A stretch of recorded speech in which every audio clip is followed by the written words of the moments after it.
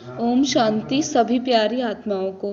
पिछले कोर्स में हमने जाना कि शिव ही ब्रह्मा, विष्णु व शंकर के रचयिता हैं, अर्थात ब्रह्मा, विष्णु और शंकर उनकी रचनाएं हैं। इस कोर्स में हम बात करते हैं शिव और शंकर में क्या अंतर है। बहुत से लोग शिव और शंकर को एक ही मानते हैं, परंतु वास्तव में इन दोनों में भिन्नता है। ये दो अलग अलग चीजें हैं। आप देखते हैं कि दोनों की प्रतिमाएं यानी कि मूर्तियां भी अलग अलग आकार वाली होती हैं। शिव की प्रतिमा अंडाकार, अंगुष्ठाकार, जबकि महादेव शारीरिक आकार वाली होती है। यहाँ उन दोनों का अलग अलग परिचय जो कि परमपिता परमात्मा शिव ने अब स्वयं हमें समझाया है और अनुभव कराया है, वह मैं आपको बताने जा रही हूँ।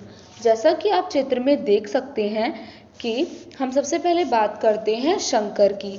तो शंकर जी सूक्ष्म लोक के निवासी हैं। मैंने आपको पिछले से पिछले कोर्स में 3 लोक का दर्शन करवाया था।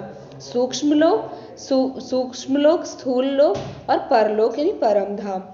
सूक्ष्म लोक में 3 देवताओं की पुरियां हैं, ब्रह्मा, विष्णु और शंकर। तो शंकर सूक्ष्म लोक के निवासी हैं, जबकि परमपिता परमात्मा परम धाम के निवासी हैं।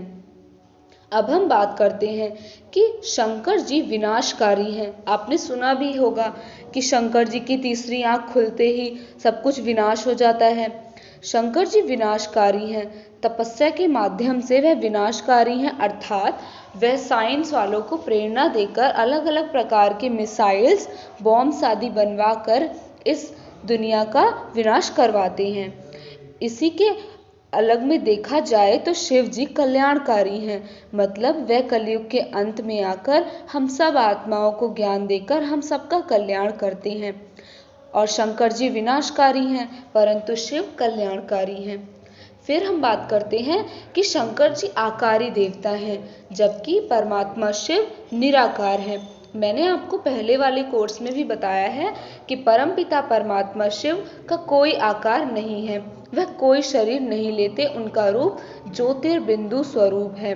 जबकि शंकर जी का आकारी देवता का शरीर है और वह तपस्या करते हुए भी दिखाए जाते हैं। वह परमपिता परमात्मा रचयिता की रचना है और परमपिता परमात्मा हम सब के रचयिता हैं। ब्रह्मा, विष्णु और शंकर के भी रचयिता अर्थात त्रिमूर्ति हैं। वह ब्रह्मा द्वारा स्थापना, शंकर द्वारा महाविनाश और विष्णु द्वारा विश्व का पालन करा के विश्व का कल्याण करते हैं, तभी वह विश्व कल्याणकारी कहलाए जाते हैं। शंकर जी सूक्ष्म लोक के निवासी हैं और परमपिता परमात्मा परम धाम के निवासी हैं। आपने देखा होगा कि शंकर जी हमेशा ध्यान करते हैं। वह ध्यान करते हैं शिवलिंग का, क्योंकि वह शिव जो उनके पिता हैं, जो उनके रचयिता हैं और वह उनकी रचना है। अब आप अगले ही चित्र में देख सकते हैं कि शिवरात्रि को दर्शाया गया है। क्या आपने कभी विचार किया कि हम शिवरात्रि ही क्यों कहते हैं, शिव जयंती, या फिर हम जैसे कि आपस में एक दूसरे का बर्थडे कहते हैं, बर्थ नाइट नहीं कहते, परंतु शिव परमात्मा शिव का हम शिवरात्रि क्यों कहते हैं? क्योंकि वह इस रात्रि अर्थात ये सूर्य चांद वाली रात्रि नहीं, यह रात्रि वास्तव में अज्ञान, तमोगुण और पापाचार की निशानी है। अतः द्वापर युग और कलयुग के समय को रात्रि कहा जाता है, जब आत्माएं पतित हो जाती हैं और अज्ञान, तमोगुण।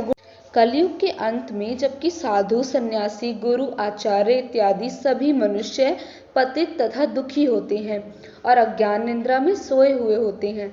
जब धर्म की ग्लानि होती है, जब यह भारत विषय विकारों के कारण वैश्यालय बन जाता है, तब पतित पावन परमपिता परमात्मा शिव इस सृष्टि में दिव्य जन्म लेते हैं, अर्थात वह जन्म मरण से तो न्यारे हैं, परंतु वह अवतार लेते हैं ब्रह्मा के तन में। इसीलिए अन्य सबका जन्मोत्सव तो जन्मदिन के रूप में मनाया जाता है, परंतु परमात्मा शिव के जन्मदिन को शिवरात्रि ही कहा जाता है। अतः यहाँ चित्र में जो कालिमा अथवा अंधकार दिखाया गया है, वह अज्ञान अंधकार अथवा विषय विकारों की रात्रि का घोतक है। जब इस प्रकार अवतरित होकर ज्ञान सूर्य परमपिता परमात्मा शिव ज्ञान की किरणें फैलाकर इन 5 विकारों को नष्ट कर देते हैं और इस कलयुगी संसार को सतयुगी संसार बना देते हैं। सारे कल्प में परमपिता परमात्मा शिव के आने से यह सृष्टि वैश्यालय से बदलकर शिवालय बन जाती है और श्री लक्ष्मी श्री नारायण का राज्य शुरू होता है। अच्छा, ओम शांति।